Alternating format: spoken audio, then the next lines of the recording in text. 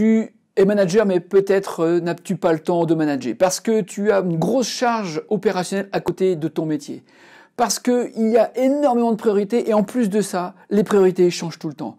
Tu passes du coup beaucoup de temps à devoir corriger, rattraper les erreurs, et quand t'en parles à ton patron de tes difficultés, qu'est-ce qu'il te dit?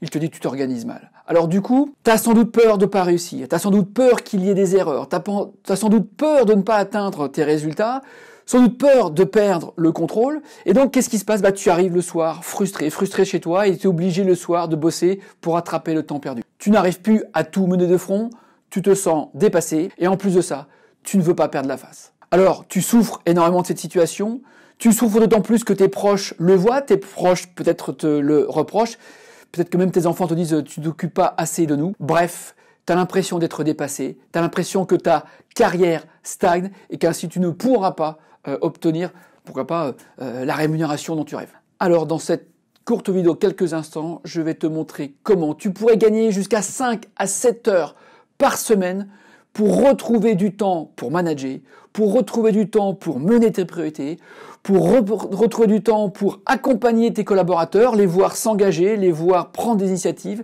les voir te proposer des décisions, bref, voir tes résultats se concrétiser et surtout, toi, reprendre le plaisir de faire ton job.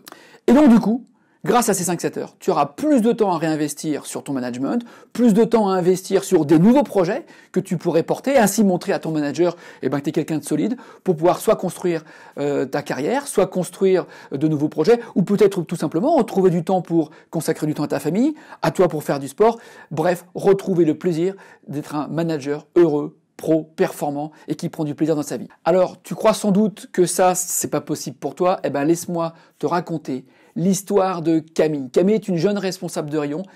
Je vais t'expliquer comment Camille a fait pour retrouver ces fameuses 7 heures par semaine, juste en se posant quelques questions toutes simples que je vais te montrer tout de suite, qui va permettre de diagnostiquer et d'identifier ces voleurs de temps. Alors surtout, reste avec moi parce que dans quelques instants, je te donne la recette.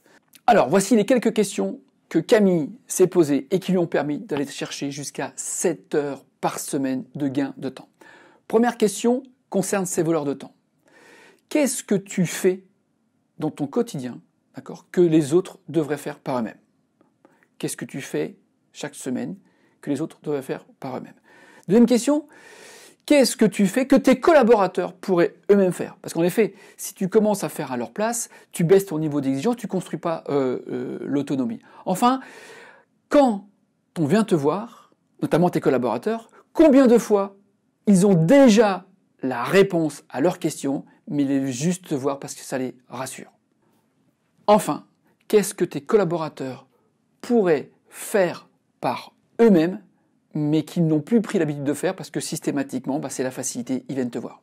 Alors si tu as répondu à au moins 3 de ces questions, c'est que, en effet, tu as un souci au niveau de ta délégation et il est urgent justement que tu prennes le temps de déléguer. D'ailleurs à ce sujet, ici ou là, tu trouveras une petite vidéo que j'avais faite à l'époque justement qui va te donner les quelques clés pour construire sereinement ta délégation. Deuxième question.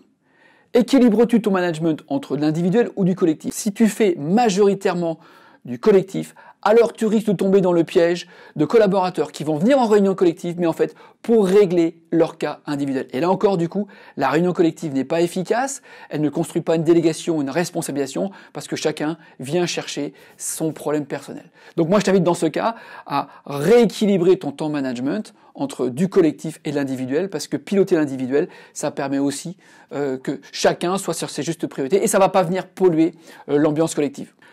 Troisième question. Quelles sont tes fréquences d'entretien individuel?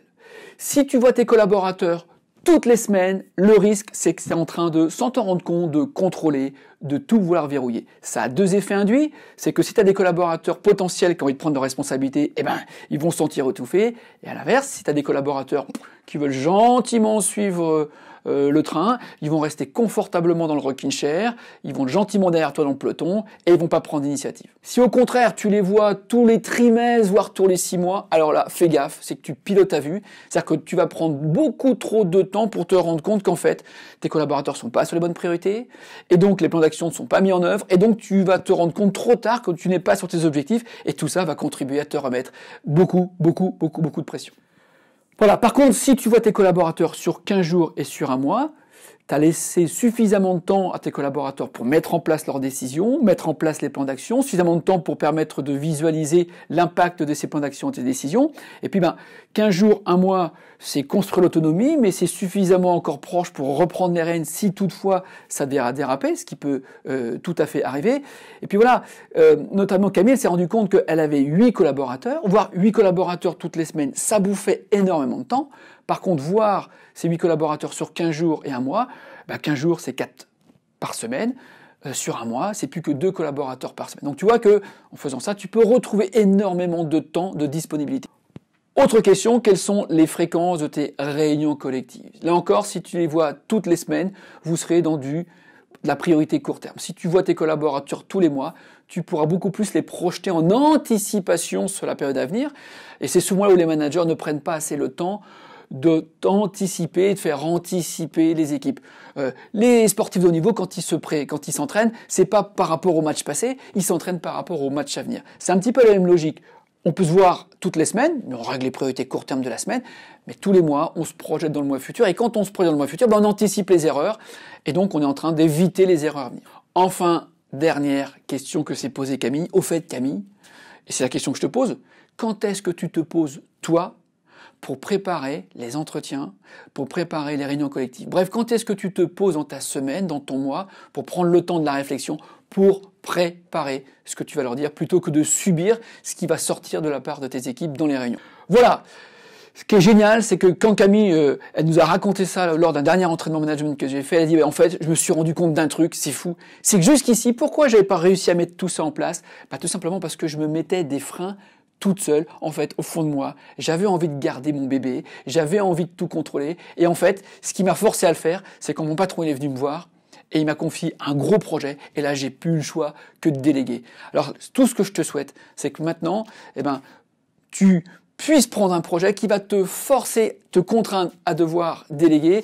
En attendant, pose-toi ces petites questions, fais le jeu, tu vas voir du temps, tu vas en trouver, je te le promets. Alors maintenant, c'est à toi de jouer. Si tu as aimé cette vidéo, mets des likes. Surtout, mets-moi des commentaires juste en dessous. Si tu n'es pas encore abonné à la chaîne YouTube, vas-y, c'est ici, maintenant, tout de suite. Même chose, si tu as envie de profiter de l'offre gratuite de 10 modules de formation pour devenir un manager pro performant, il te suffit de cliquer dans le lien description juste en dessous. En attendant, moi, je te souhaite une bonne semaine, un bon entraînement. À très bientôt. Au revoir.